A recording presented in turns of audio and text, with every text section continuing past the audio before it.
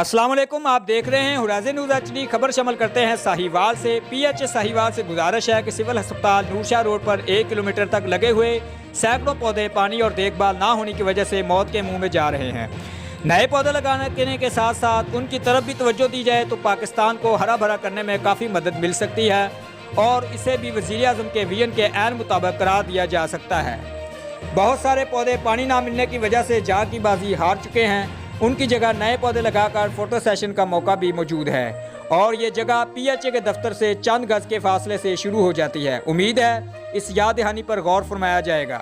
Report Mohammad हम्मार Raza, in charge नुमाइंदगान, horizon news HD।